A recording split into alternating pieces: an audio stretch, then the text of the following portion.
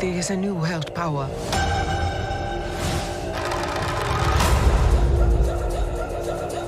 Wakanda will fall. They think we're vulnerable.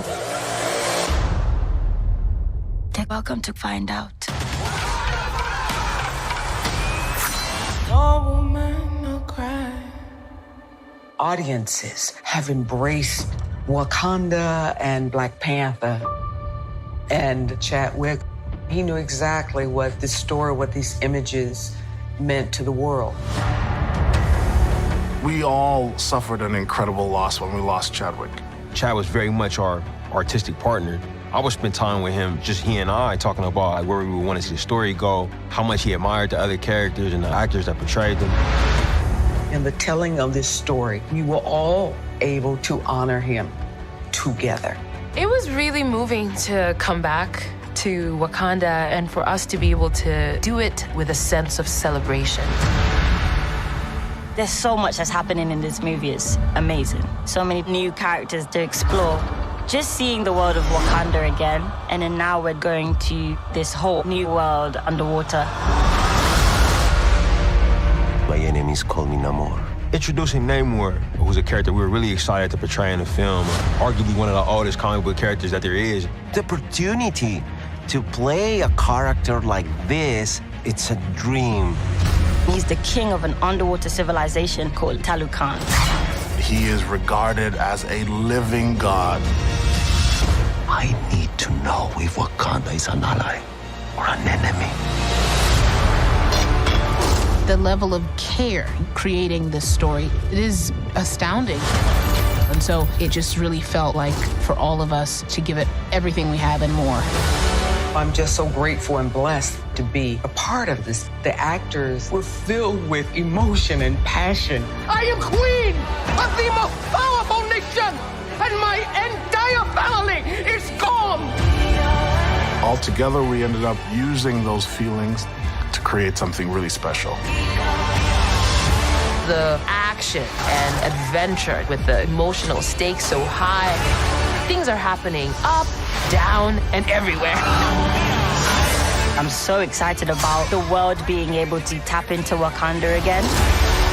How each character takes on new challenges. And I'm excited about us honoring Chad. Yeah, he would want us to just inspire the world. Welcome back, everyone. It's Charlie. This will be my new Black Panther Wakanda Forever trailer video. There's a whole bunch of new footage. They talk a lot about the movie, so we'll break it down. If you're brand new to the channel, be sure to subscribe to get all the videos. Of course, I'll be doing a bunch of videos for the movies we get a little bit closer. As of me posting this video, we don't have long to wait. In talking about the Killmonger of it all, yes, they are bringing Killmonger back. Might not be quite the way people expect it to be, but if you theorize that he might show up through the ancestral plane as Force Ghost Killmonger, they are actually doing a version of that. I believe all these scenes where everything is on fire in the throne room here and there's water all around like it's after this big attack, I believe these scenes are taking place inside the ancestral plane. And I think the idea is that instead of getting guidance from T'Challa, like she's looking for T'Challa in the ancestral plane, but instead she winds up finding Killmonger and he gives her the advice that she needs in becoming the next Black Panther. So he winds up influencing her take on the Black Panther character, which I think is one of the reasons why her Black Panther suit looks so much like Killmonger's suit with all the gold highlights on it.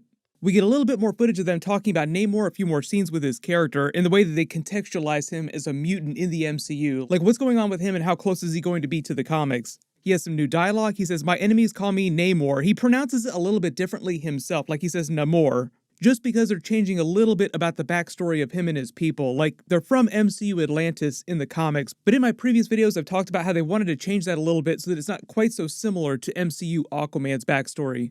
Like in the comics, Aquaman's father is human, his mother is Atlantean. It's kind of the same deal for Namor. His father is a human, his mother is an Atlantean. Even though Namor did come before Aquaman in the comics, and I love the way they reference that in this featurette too. They basically say he's one of the first comic book characters ever. In the comics, they refer to Namor as the first mutant, because in the real life history of comic books just in general, in like real life chronology, he is the first mutant character that ever debuted in the comics. Now in the context of the movie, in the MCU timeline, he might not be the very first mutant to have ever been born on planet Earth. It'll be interesting to see the way they develop that, just because there's so many other mutant-based characters they're introducing through Marvel Phase 5 and Marvel Phase 6. 2026 as we head up to the new X-Men movie.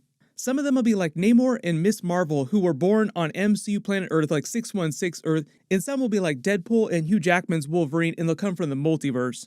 I know there's a whole bunch of questions about Deadpool 3, like where does it fit into the MCU, because they're technically from the Fox Marvel universe, but there's all this multiverse stuff going on during Marvel Phase 4. They said that that movie is going to be an MCU movie, like it will be connected to the MCU, but because Deadpool is so meta, like so fourth wall breaking, and he calls out so many big tropes, I expect him to make a bunch of jokes about the timelines, again like he did in the first Deadpool movie, like which timeline are we in? This is so confusing. Which cinematic universe are we in? This is ridiculous. Okay, this looks fun in a last days of Fox fire sale kind of way. Not sure if it was worth diverting Canadian Cumberbatch's little mind away from my next movie, or any tips on getting into the MCU there, Korg?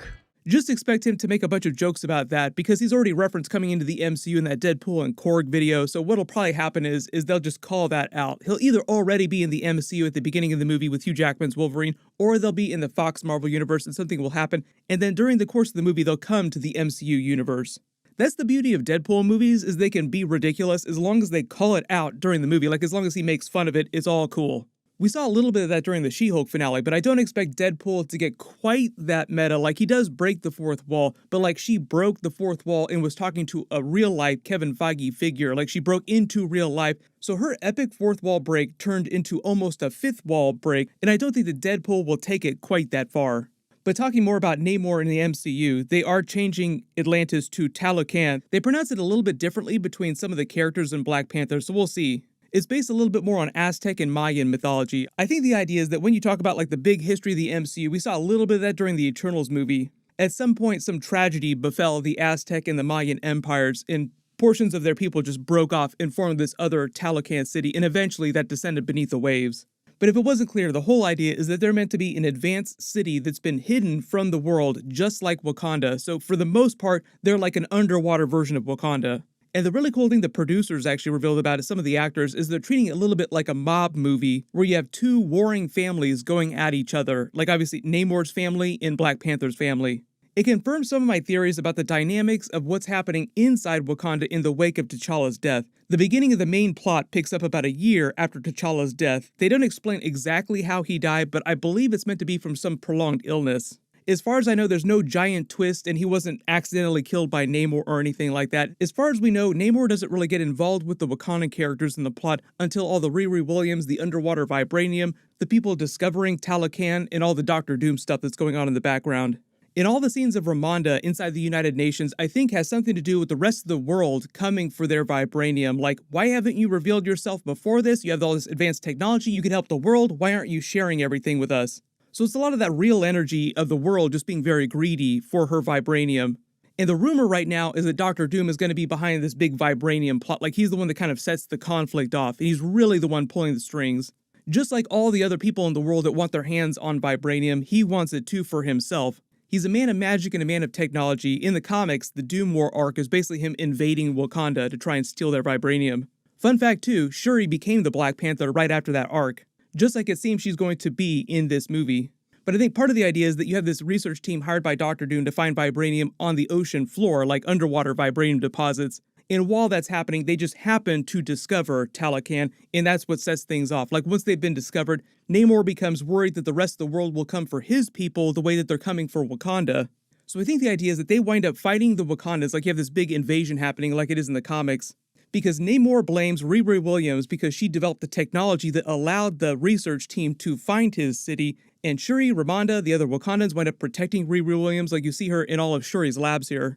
So the way Namor treats it is that the friend of my enemy is also my enemy, and that's why he comes for them. I made the Captain America Civil War comparison in the past because Bucky is blamed for the death of Black Panther's father, so Black Panther wants to come for Bucky, Captain America protects him, so you have a situation where Black Panther winds up fighting Captain America and it divides the entire Avengers.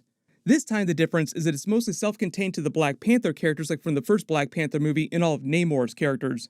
And through that concept, they introduced that Doctor Doom is behind everything, pulling strings. Like the whole idea that Baron Zemo was pulling strings in Captain America Civil War. Doctor Doom is that person in Black Panther Wakanda Forever. But I'm not expecting them to actually show him on screen. Like, I don't know that they've actually cast an actor for MCU Doctor Doom.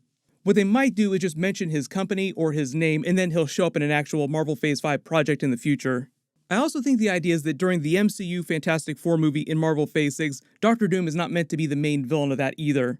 Just because they don't want to repeat plot that they've done before, and they've done Doctor Doom as the villain in all the previous Fantastic Four movies. The other big thing you may have heard about is the idea that they might introduce Black Panther's son through the movie. Like, he might wind up having a son with Nakia that we don't actually learn about till the end of the movie, or at some point during the movie.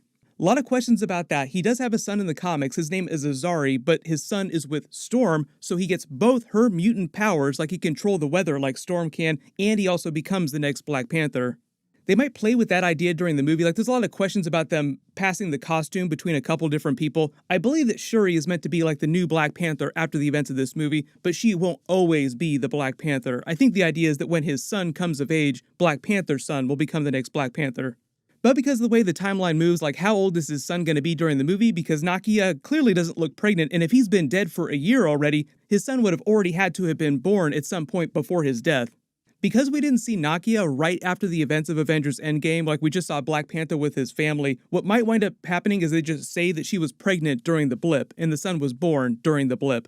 I know a lot of people are asking about them doing Young Avengers because we have Ironheart in this movie. We just got Scar, son of Hulk. He seems like a prime Young Avengers character. We have a Hulk. And if they're introducing Black Panther's son and he's going to become the future Black Panther, wouldn't he also join the Young Avengers team? So we're talking Marvel Phase 6 or after Marvel Phase 6, but I do think that they will eventually do Young Avengers. Like, it seems stupid for them to not try to do it. If you spotted any other Easter eggs and references in the footage that I didn't talk about in the trailer, just write them below in the comments, and I'll do more Black Panther videos as we get closer to the movie coming out. Everyone click here for my House of the Dragon Episode 9 video, and click here for my other big Black Panther Wakanda Forever trailer video. Thank you so much for watching, everyone stay safe, and I'll see you guys in the next one.